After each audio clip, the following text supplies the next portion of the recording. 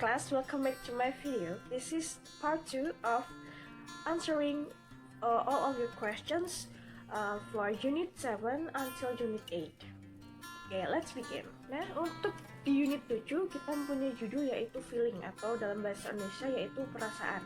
Nah, kita udah mencatat beberapa pertanyaan. Untuk pertanyaan pertama yaitu Miss, sinonimnya happy itu apa sih? Nah, atau persamaan kata dari kata sifat happy atau senang itu apa sih? Yang pertama, glad. Lalu kita bisa menyebutkan excited juga. Glad, excited. Itu artinya sama-sama senang. Terus untuk pertanyaan kedua, Miss, bosan artinya apa? Nah, bosan itu artinya bored. Ya, kalau kalian ingin mengatakan saya bosan, bilang aja I am bored, bukan I am boring. Kalau kalian bilang I am boring, berarti maknanya saya membosankan. Tapi kalau kalian bilang I am bored, berarti saya bosan. Saya bosan terhadap suasana atau situasi saat ini seperti itu. Nah, untuk pertanyaan selanjutnya, Miss, bahasa Inggrisnya wajah konyol itu apa sih? Nah, bahasa Inggrisnya konyol dalam bahasa Inggris kita bisa bilang ridiculous, atau juga bisa bilang silly, atau juga bisa bilang foolish. Yang pertama ada ridiculous, and then silly, and then foolish. Terus, nah, Miss, perbedaannya sleepy dan sleeping itu apa ya? Nah, perlu kalian tahu. Kemarin kita sudah jelaskan part of speech itu ada 4, yaitu ada kata sifat, adjective, kata keterangan, adverb, dan kata kerja, verb, dan kata benda, noun. Nah, di sini kita punya kata sleepy dan sleeping. Kalau kalian ketik di atau kalian mencari di kamus kata sleepy, maka kalian akan menemukan artinya adalah mengantuk. Ya, dan kalian akan menemukan singkatan dari ADJ atau adjective atau KS, kata sifat. Berarti sleepy itu adalah kata sifat. Ya. Sedangkan jika kalian ingin tahu artinya sleeping, coba kalian search di kamus atau di kamus online kalian. Seperti kemarin, crossing. Nah, kalian tinggal hilangkan ing-nya, lalu kalian ketik sleep aja. Nanti akan muncul arti yaitu tidur dalam bahasa Indonesia, dan juga ada singkatan KK atau kata kerja ataupun huruf V yaitu ataupun verb seperti itu. Jadi, sleepy itu adalah kata sifat. Ya, I am sleepy, aku mengantuk. Kalau misalnya kalian bilang I sleep, berarti aku tidur, seperti itu. Nah, untuk pertanyaan selanjutnya ada yang bertanya, Miss, bedanya shy dan embarrassed itu apa sih? Nah, di sini kita akan menjelaskan. Untuk kata malu dalam bahasa Inggris tidak hanya shy dan embarrassed, tetapi juga ada kata ashamed. Nah, sekarang kita akan menjelaskannya lebih detail. Jadi, untuk ketiga kata ini memiliki arti yang sama. Namun, sekali lagi, mereka walaupun memiliki arti yang sama, tetapi penggunaan atau konteksnya berbeda. Nah, kita akan jelaskan berdasarkan konteks atau fungsinya. Kalau shy itu memang artinya malu, tetapi digunakan ketika kita malu bertemu dengan seseorang yang kita sukai. Jadi, kita akan merasa atau kita akan mempunyai feeling atau kita akan punya perasaan malu. Ya. Terus yang kedua yaitu embarrassed. Nah, embarrassed itu adalah perasaan malu karena kikuk atau canggung saat kita melakukan hal-hal yang aneh atau hal-hal yang bodoh. Seperti itu. Nah, lalu untuk yang ashamed, ini juga sama, malu tetapi ini untuk perbuatan yang salah atau perbuatan yang buruk. Misalnya kita sudah melakukan hal yang buruk atau kita sudah melakukan hal kesalahan dan kita menyesali atas perbuatan kita yang sudah kita lakukan tersebut. Jadi perbedaannya itu, shy sekali lagi malu karena kalian malu untuk bertemu seseorang yang kalian sukai, sedangkan embarrassed kalian kikuk atau canggung atau malu karena kalian sudah melakukan hal bodoh, ceroboh ataupun aneh. Sedangkan ashamed malu atas perbuatan buruk atau kalian menyesali apa yang sudah kalian lakukan, seperti itu. Nah, untuk pertanyaan selanjutnya, kalian juga bertanya tentang perbedaan kata sick dan ill. Seperti yang sudah kalian ketahui, sick dan ill itu mempunyai arti yang sama, yaitu sakit. Nah, tapi di sini mereka mempunyai fungsi yang berbeda. Sekali lagi, sick digunakan untuk penyakit yang tidak serius. Ya, contoh penyakit yang tidak serius itu kayak demam atau mual atau pusing seperti itu.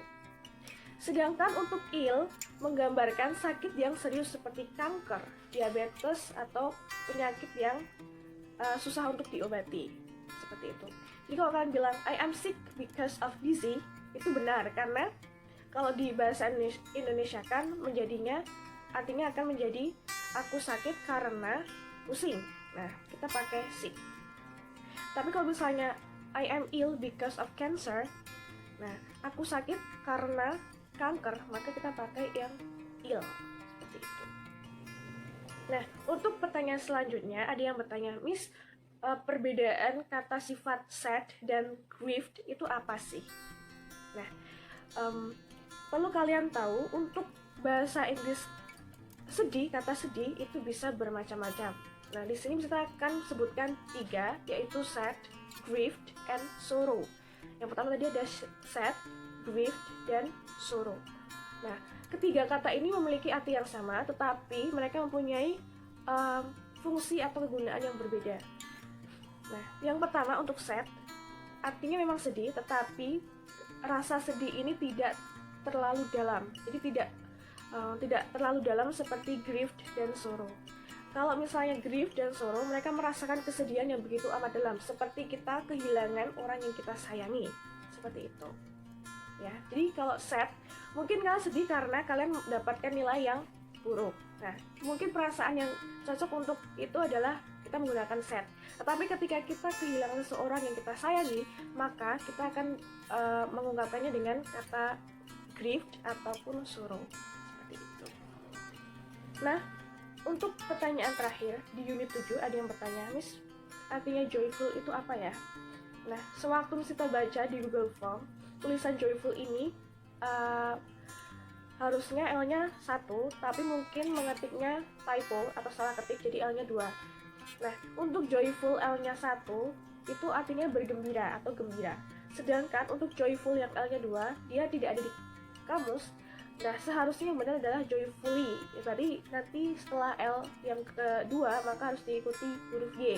Jadi nanti joyfully artinya dengan gembira atau menjadi kata keterangan.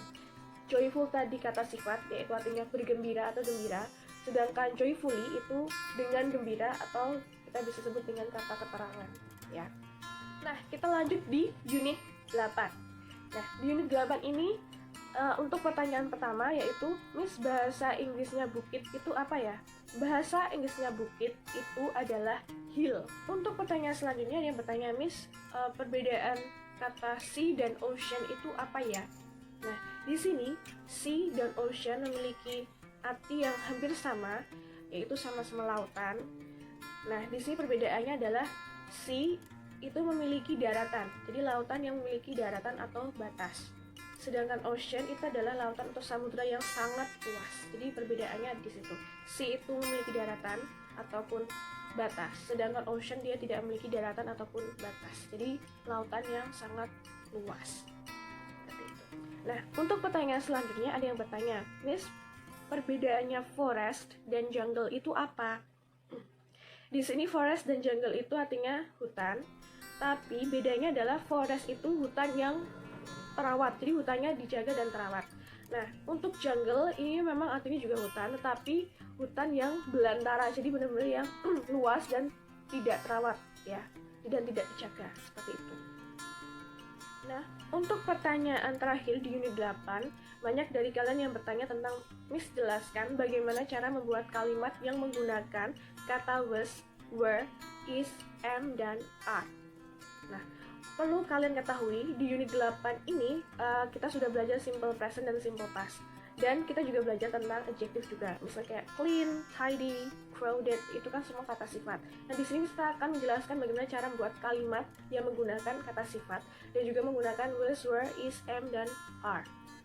Yang pertama, kita sudah belajar tentang bentuk waktu. Bentuk waktu yang kita pelajari adalah simple present dan simple past. Nah, oke, sekarang bisa jelaskan tentang simple present. Simple present itu adalah bentuk waktu yang digunakan untuk menyatakan fakta, jadi fakta ya, ataupun kegiatan yang dilakukan setiap hari atau habit activity. Jadi kegiatan atau aktivitas yang kalian lakukan sehari-hari.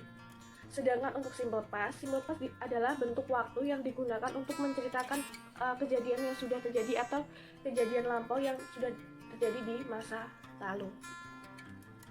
Itu bedanya, ya. Simple present digunakan untuk menyatakan fakta dan simple past digunakan untuk menceritakan kejadian yang sudah terjadi di masa lampau atau masa lalu. Nah, tadi kita sudah jelaskan pengertian simple present dan simple past tense. Sekarang kita akan membahas rumus ataupun struktur bagaimana membuat kalimat yang menggunakan kata sifat. Ya. Untuk simple present, yang pertama kita butuh subjek dulu. Jika kita ingin buat kalimat, yang pasti yang paling penting kita harus tahu subjeknya dulu, ya toh. Nah, subjeknya di sini adalah kita bisa menggunakan I, aku, you, kamu, we, kita, they, mereka, atau he, laki-laki, she, perempuan, dan it untuk benda atau binatang. Ya, tadi ada apa aja? I, you, we, they, he, she, it. Jadi ada beberapa subjek dan bisa kita tambahkan dengan nama orang juga. Jadi subjek tidak melulu untuk I, you, we, they, tapi bisa nama orang atau nama benda atau nama barang. Seperti itu. Lalu setelah subjek, kita sudah tahu subjeknya apa, lalu diikuti oleh be. Nah, be di sini itu adalah kata bantu dalam bahasa Indonesia, atau dalam bahasa Inggris itu adalah auxiliary verb. Ya, jadi itu adalah kata bantu. Jadi kata bantu untuk membantu si nanti yang kata sifatnya. Nah, be ini mempunyai anakan, kita istilahkan menjadi anakan. Be ini mempunyai anak, yaitu ada 3 anaknya. Yang pertama ada is, am, dan are. Jadi be itu mempunyai anak, anaknya ada 3, is, am, dan are. Setelah be diikuti adjective, yaitu kata sifat. Setelah kata sifat lalu diikuti adverb, kata keterangan.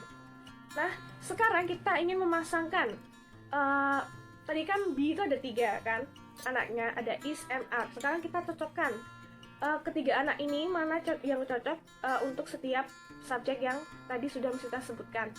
Untuk yang pertama I itu selalu dipasangkan dengan am, ya. Jadi kalau misalkan kalian ingin memperkenalkan nama kan biasanya menggunakan I am, bukan I is atau I are kan. Jadi kita biasanya menggunakan I am.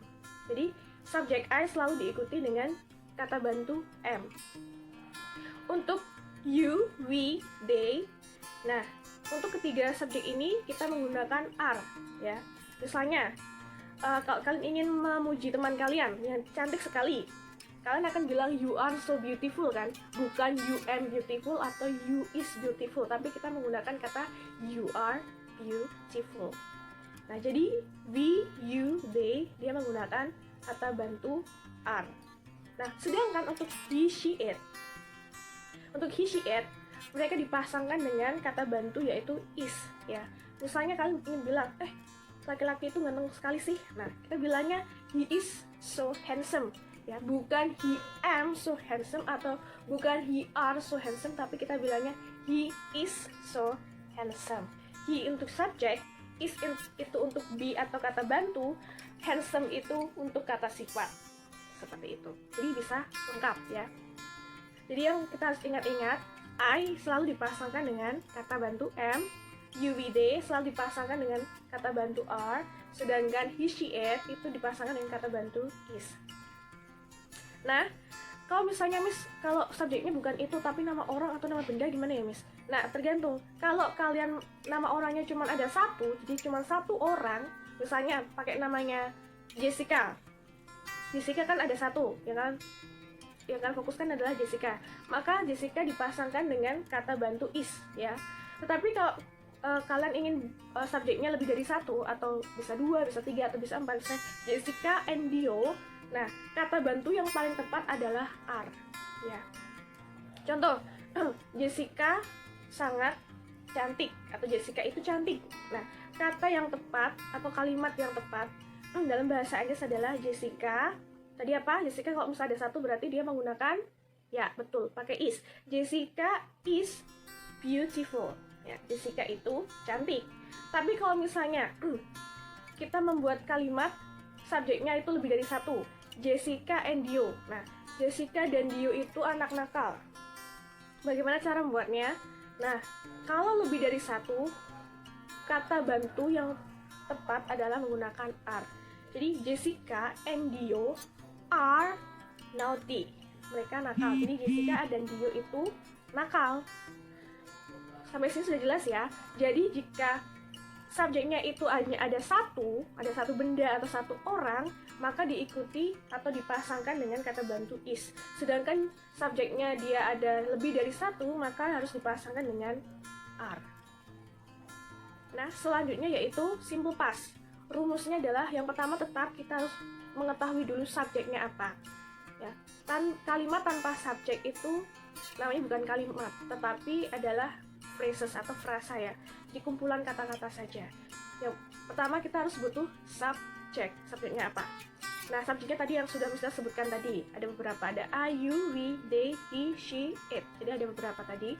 Lalu diikuti be juga, kata bantu. Nah, bedanya ini di sini. Terletak di sini. Kata bantu untuk simple past itu hanya ada dua, yaitu was dan were. Ya, was dan were. Tadi di simple present, tadi be-nya ada berapa? Masih ingat nggak? Ya, ada 3. Is, am, are. Sedangkan be untuk simple past itu hanya ada 2. Was dan were. Jadi hanya ada 2. Nah, lalu setelah be itu sama diikuti oleh kata sifat dan diikuti oleh adverb atau kata keterangan. Nah, di sini juga berbeda di kata keterangannya. Karena ini sudah terjadi di masa lalu, maka kata keterangannya lebih jelas. Mungkin terjadinya kemarin. Jadi kata keterangan waktunya nanti bisa yesterday, yaitu kemarin. Atau a year ago, setahun yang lalu. Atau 2 weeks ago, 2 minggu yang lalu. Atau a month ago, sebulan yang lalu. Atau a long time ago, berarti di waktu yang sangat dulu, seperti itu. Atau last night, tadi malam. Atau last week, seminggu kemarin. Nah, di sini juga terdapat perbedaan pasangan be dan subjeknya. Untuk subjek I, he, she, it. I itu aku, he itu laki-laki, she itu perempuan, dan it itu untuk nama benda atau nama hewan. Dia diikuti atau dipasangkan dengan was. Ya, I was, she was, he was, it was. Sedangkan untuk you, we, they, dia diikuti dengan kata bantu were. Sampai sini semoga sudah jelas ya. Jadi untuk subjek I, he, she, it, aku, dia laki-laki, dia perempuan, atau nama benda atau nama orang, dia diikuti dengan was. Pasangannya kata bantu adalah was. Sedangkan untuk we, you, dan they, dia diikuti atau dipasangkan dengan kata bantu were. Jadi jika ada contoh kalimat seperti ini, aku dulu jelek, berarti aku dulu jelek sewaktu aku masih kecil. Berarti kalimatnya adalah kita butuh aku, subjek adalah aku, berarti bahasa Inggrisnya adalah I, dan kita butuh kata bantu untuk membantu kata sifat. Nah, I tadi diikuti apa? Ya, I was. Nah, kata sifatnya jelek itu apa? Ugly. Nah, I was ugly. Jadi kita bisa dapat kalimat tersebut. Aku dulu jelek artinya. Atau juga bisa tentang bukan subjek yang I, he, she, it, tapi bisa juga nama orang atau nama benda. Contohnya, sungainya kotor dulu, setahun yang lalu tuh kotor. Berarti kalimatnya adalah the river was dirty a year ago. Nah, kita punya subjek yaitu the river, dan kita punya kata bantu yaitu was, dan lalu diikuti kata sifat yaitu tadi kotor bahasa Inggrisnya jadi dirty, lalu diikuti kata keterangan waktu. Di sini adverbnya adalah a year ago. Jadi jika ada kalimat sungainya itu kotor setahun yang lalu, maka kalimat dalam bahasa Inggris yang benar adalah the river was dirty a year ago. The river subject, was kata bantu be, dirty adjektif atau kata sifat, dan a year ago adalah adverb atau kata keterangan waktu. Well class, I think it's enough for me. Mister rasa cukup. Mister berharap video ini sangat membantu kalian atau berguna untuk kalian dalam belajar bahasa Inggris ya. Jika ada yang masih belum jelas, kalian bisa kontak langsung ke Miss Nita. cari pribadi atau bisa tulis ke komentar di bawah ya. Nah, Misa juga berharap kalian untuk tetap semangat, selalu berdoa, dan Misa juga berharap kalian mendapatkan hasil yang maksimal atau hasil yang kalian inginkan untuk tes daring online ini. Yeah. Well, thank you for watching my video and see you when I see you. Bye bye.